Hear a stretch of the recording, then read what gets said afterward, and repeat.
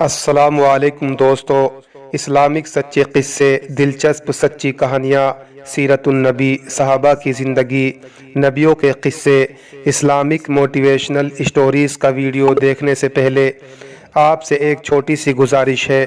آپ نے ہمارے چینل کو ابھی سبسکرائب نہیں کیا تو سبسکرائب کر لیں تاکہ آنے والی ہر ایک ویڈیو کا نوٹیفیکیشن آپ کو ملتا رہے۔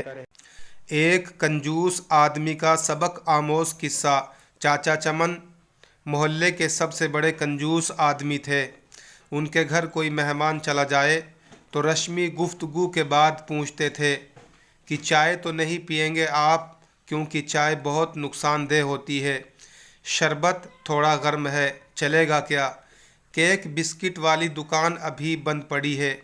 کیا کروں، سموسے والا تو ابھی تیل گرم کر رہا ہے، ابھی کافی وقت لگے گا، آپ کہاں اتنی دیر ٹھہریں گے؟ بیچارہ مہمان یہ سب چاچا کی باتیں سن کر شرمندہ ہو جاتا تھا۔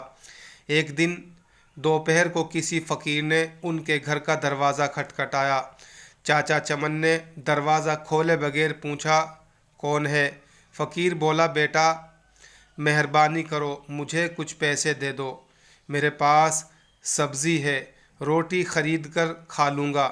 چاچا چمن بولا، جاؤ جاؤ، دفع ہو جاؤ، نہیں ہے میرے پاس پیسے، پتہ نہیں کہاں کہاں سے ایسے فقیر آ جاتے ہیں مانگنے کے لیے، کھانے سے دل نہیں بھرتا۔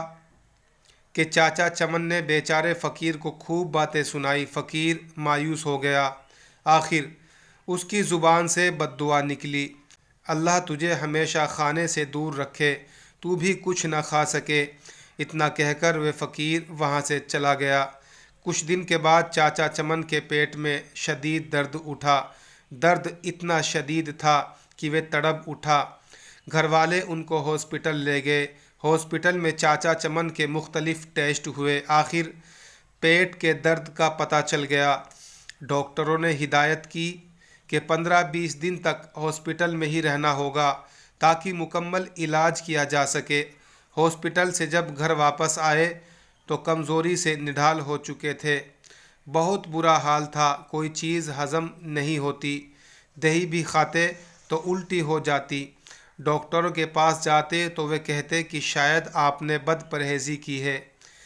ٹیسٹ کرواتے تو سب ٹھیک آتا، نارمل آتا، دوا باقاعدگی سے استعمال کرنے کے باوجود طبیعت ٹھیک ہونے میں نہیں آ رہی تھی۔ رنگ پیلا پڑ گیا تھا، تھوڑا سا کھانے سے بھی الٹی ہو جاتی۔ چاچا چمن کی راتوں کی نیند اڑ چکی تھی۔ ان کو موت کا خوف ہونے لگا تھا۔ سوچتے سوچتے انہیں نیند آ گئی۔ خواب میں دیکھا کہ پلاؤ کی دیگ کے پاس بیٹھے ہیں، وہ سب کو چاول بانٹ رہے ہیں۔ صبح اٹھ کر چاچا چمن نے گھر والوں کو اپنا خواب سنایا تو انہوں نے مشورہ دیا کہ غریبوں کو کھانا کھلاؤ۔ چاچا چمن نے باورچی کو بلوایا اور اس سے پوچھا کہ پلاؤ کی 10 کلو کی دیگ پر کتنا خرچ آ جائے گا۔ باورچی نے خرچ بتایا۔ چاچا چمن 10 کلو کی دیگ پر ہونے والے خرچ کو سن کر بڑے پریشان ہوئے، لیکن پھر سوچا کہ شاید خیرات کرنے سے میں ٹھیک ہو جاؤں۔ انہوں نے اتوار کی ایک دوپہر کو یہ مشکل مرحلہ طے کر ہی لیا۔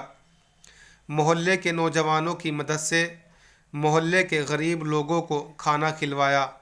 چاچا چمن اب کافی پرسکون رہنے لگے، لیکن جب اس فقیر کا خیال دل میں آتا تو پھر وہی منحوس درد شروع ہو جاتا۔ کئی دن ایسے ہی بیت گئے۔ ایک شام کو کسی فقیر کی آواز آئی، اللہ کے نام پر دے دے بابا۔ چاچا چمن بھاگ کر گئے تو دیکھا کہ وہی فقیر کھڑا ہے دروازے پر جس نے انہیں بد دعا دی تھی۔ چاچا چمن اس فقیر کا ہاتھ پکڑ کر اپنے گھر کے اندر لے آئے۔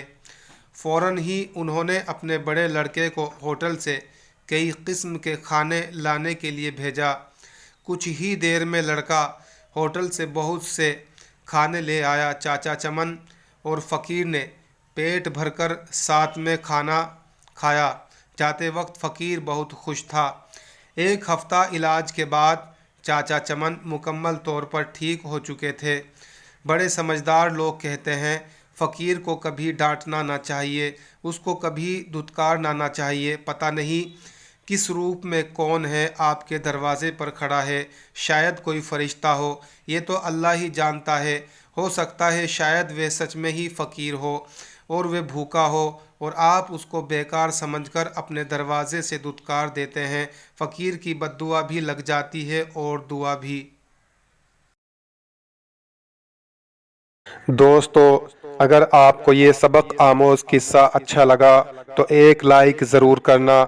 اگر آپ چینل پر نئے ہیں تو اس کو ابھی سبسکرائب کر لیں تاکہ آنے والی ویڈیو کا نوٹیفیکیشن آپ کو ملتا رہے۔ اللہ آپ کو ہمیشہ سلامت رکھے۔